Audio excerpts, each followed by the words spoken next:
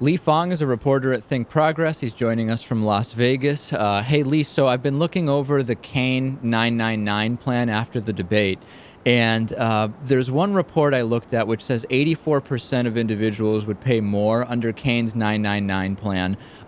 Cain dismissed that as that's just one report from a very liberal organization. What's the reality of that? I mean, I'm looking at the numbers, and it does seem like most people are going to pay more taxes under that plan. Well, sure. And I think a number of groups from the Conservative Tax Policy Foundation to the slightly left center Citizens for Tax Justice, and even our own policy person at the Center for American Progress, Michael Linden, did an analysis, and they've all come to the same conclusion. Essentially, something like 80 to 90% of the population would pay substantially more taxes, while the richest 1% will see a dramatic tax cut. One analysis finds that the richest 1%, there's this big 99% movement, and it's interesting to look at how Cain's tax plan would affect this 1%. But the richest 1% would see a $200,000 tax cut from Cain's plan. So it's essentially class warfare in the form of tax policy. There was one poll out before the last debate which had Cain 43%, Obama 41%. And, I just don't believe that. I don't believe it translates to reality the same way I don't believe Ron Paul winning a straw poll means he has a chance of being the Republican nominee. But every time I say it, I get emails from people angry that I'm not taking it seriously enough. I mean, what's the reality? Well, I think it's a serious problem for Obama that he's going to go into this election losing a lot of his really energetic activist base, and that's just the reality of it. On the flip side, I've lived in Washington, D.C. my entire life. I grew up southeast of the city in Maryland, and I just moved to California. And you walk around, you talk to people about politics in Sacramento or San Francisco, and folks just think about the election right now. A lot of these polls I kind of dismiss. So let's go further on the Cain 999 plan. Is there any chance, and this is just something I got, again, a couple of listeners sent me this, is there any chance that the entire Cain 999 plan is just a setup for other Republicans to actually show that they aren't just about reducing taxes for the richest 1%? Is there any possibility of that, or any possibility of some collusion between Cain and other Republicans to set up talking points for them? Well, that's an interesting topic that has not received enough discussion, that there might be collusion between Cain and some of the other serious, because Cain hasn't treated this campaign like he's really running for president. He's mostly using his campaign dollars to buy his own books, which are going back to his own profits, and then not only doing that, but literally taking almost half the time of some of these weeks we're coming towards the first primary in the next few months.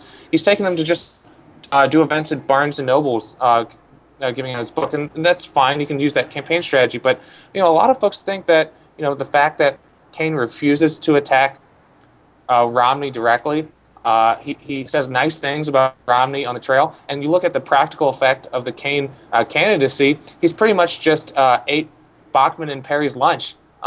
Since he's seen a dramatic increase in the polls, he's only hurting Perry and Bachmann, and he's making someone like Mitt Romney not only look more moderate in contrast, he's really shoring up the GOP need about 30% of the vote to win some of these first few states, because unlike the Democratic primary where it's the delegates are awarded proportionally on the vote, it's just whoever gets a plurality. So Romney's having a great time with Cain in the race. It's a serious question if there is any collusion, because Cain's candidacy from his 999 plan to some of the other things he says on the trail, the only person that's really helping is Romney. Let me ask you, we're not hearing very much in the corporate media about Herman Cain and his Koch brothers connections. There has been some great reporting done on a number of progressive blogs and really just news blogs, but this has not really broken into mainstream media coverage, including his connections to Americans for Prosperity, former employees. Is this something that, why is it not being talked about? Is it the normal reasons we're used to? And do you think it's going to become a bigger issue, or how could it? It certainly could, because the Koch brothers have a huge game plan for 2012.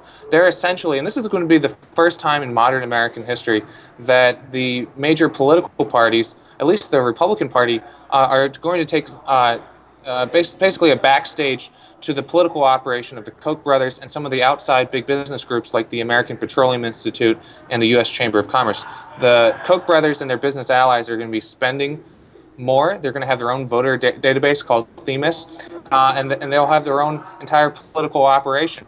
And so I think people should pay attention to who's close to the Koch brothers and what their actual goals are and why they're getting involved in politics. Now, Cain has, since he lost a Senate race back in 2004, he's basically been working for and collaborating with the Koch brothers for the past 6 or 7 years. He's basically worked for them, giving speeches all over the country. He helped go around the country speaking at Tea Party events organized by Koch-funded groups. And most interestingly, and this is something that hasn't really been reported in the media, and I give credit to my colleague Scott Keyes for breaking some of the news about the connections between Cain and Koch. But one aspect of this is that the Koch brothers set up this test plan last year in Wisconsin, the Prosperity Project, where they worked with some of the big manufacturers, the big employers, captive meeting sessions with their employees to tell them how to vote. This is a consequence of Citizens United, and a very under-discussed one. And Cain was part of that. He worked with Stephen Moore at the Wall Street Journal to go around and basically persuade employees and in a captive setting, which I think is fairly abusive, to tell them about why Obama's terrible and why they should vote for Republicans. So he's been hand in glove with the Koch brothers, and it's interesting to see how this pans out because, again, the Koch brothers like Cain. They've worked with him. He attends their meetings, but they also like Romney. So, again, back to your collusion comment, it's all very interesting. All right, that is interesting stuff. We're going to keep following it. We'll see if the Koch discussion gets into the corporate mainstream media. Lee Fang, reporter at ThinkProgress. Keep up the good work. Thanks for taking time out of your day. David, nice to talk to you. Thanks for having me.